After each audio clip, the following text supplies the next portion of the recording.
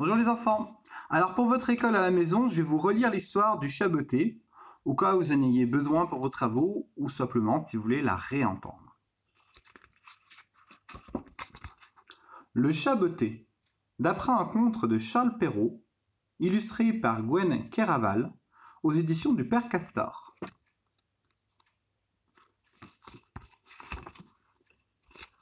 Un meunier ne laissa à ses 3 enfants que son moulin, son âne et son chat. L'aîné eut le moulin, le second eut l'âne, et le plus jeune n'eut que le chat. Mes frères pourront gagner leur vie honnêtement, se disait-il. Et moi, avec ce chat, je n'aurai rien. Le chat lui dit d'un air posé et sérieux. Ne vous inquiétez point, mon maître. Vous n'avez qu'à me donner un sac et une paire de bottes à ma taille, et vous verrez que vous n'êtes pas si mal loti.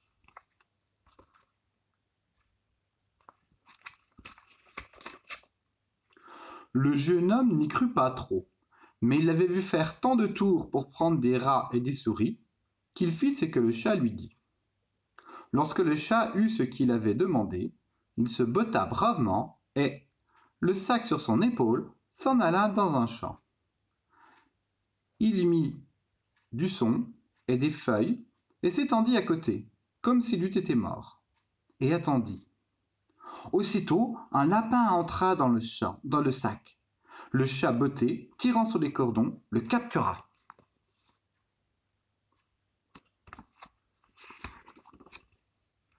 Fier de sa proie, le chat botté s'en alla chez le roi et demanda à lui parler. « Voilà, sire, un lapin que mon maître, monsieur le marquis de Carabas, m'a chargé de vous remettre. »« Dites à ton maître que je le remercie, et qu'il me fait plaisir, » répondit le roi. Peu après, le chat botté s'en alla se cacher dans un champ de blé, tenant toujours son sac ouvert, et lorsque 2 perdrix y furent entrés, il tira sur les cordons. Il alla ensuite les offrir au roi. Le roi, cette fois, lui fit donner une récompense.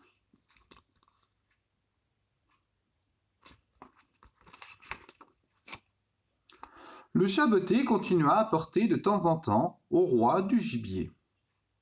Un jour, il apprit que le roi devait aller en promenade près de la rivière avec sa fille, la plus belle princesse du monde. Il dit à son maître, « Votre fortune est faite, vous n'avez qu'à vous baigner dans la rivière, et ensuite, laissez-moi faire. »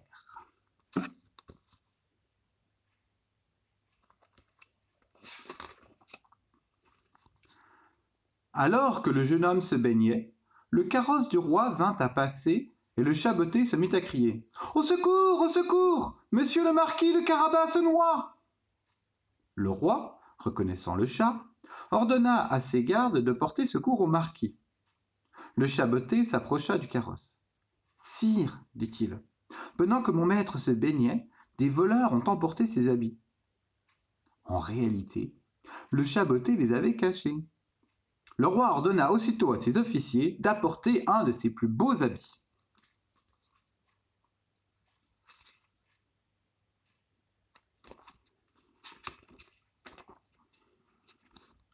Les vêtements donnaient une fière allure au jeune homme, et la fille du roi le trouva fort à son goût.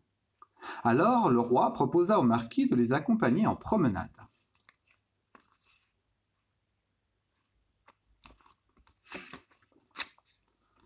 Le chat botté, ravi de voir que son plan commençait à fonctionner, prit les devants.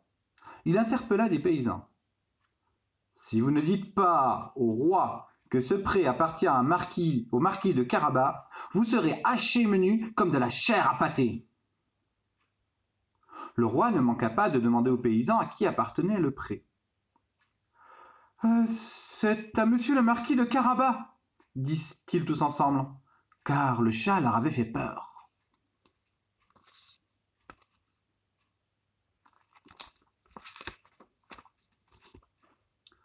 Le chat botté allait toujours devant. Rencontrant des moissonneurs, il leur dit « Si vous ne dites pas au roi que ces blés appartiennent à monsieur le marquis de Carabas, vous serez tous hachés menus comme de la chair à pâté. » Le roi, un moment après, voulut savoir à qui appartenaient ces blés.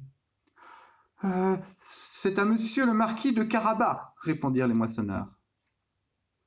Le chaboté disait toujours la même chose à ceux qu'il rencontrait, et le roi se réjouit, avec monsieur le marquis de Carabas, de tous ses biens.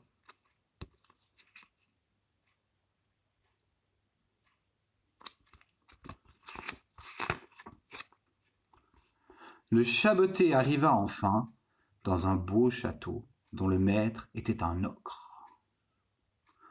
En réalité, c'est à lui qu'appartenaient toutes les terres par où le roi était passé. Le chaboté demanda à parler à cet ogre en disant qu'il n'avait pas voulu passer si près de son château sans le saluer.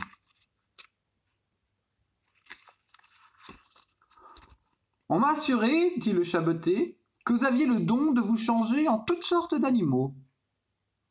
Cela est vrai, répondit l'ogre. Et pour vous le prouver, vous allez me voir devenir un lion. Le chaboté fut si effrayé de voir un lion qu'il gagna aussitôt les gouttières.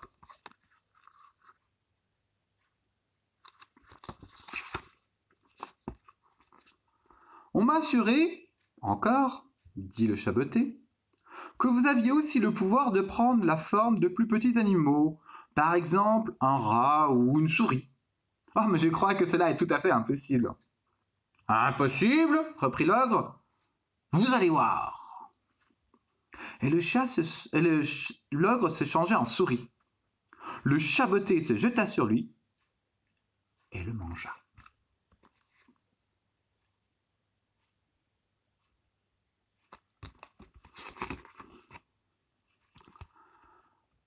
Le roi approchait du château et voulut y entrer.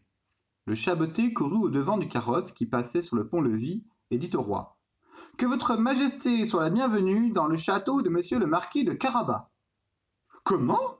Monsieur le marquis, s'écria le roi, ce château est à vous? » Le marquis et la jeune princesse, suivant le roi, entrèrent dans la grande salle.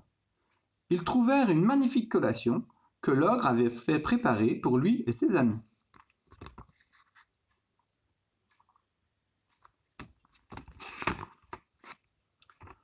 Charmé des bonnes qualités de monsieur le marquis de Carabas, et voyant les grands biens qu'il possédait, le roi lui dit: « Il ne tient qu'à vous, monsieur le marquis, que vous ne soyez mon gendre. » Le marquis, faisant de grandes révérences, accepta l'honneur qui lui était fait par le roi, et, le jour même, épousa la princesse. Le chaboté devint un grand seigneur, et ne courut plus après les souris que pour se divertir. Et bien voilà, c'est fini. Bonne journée.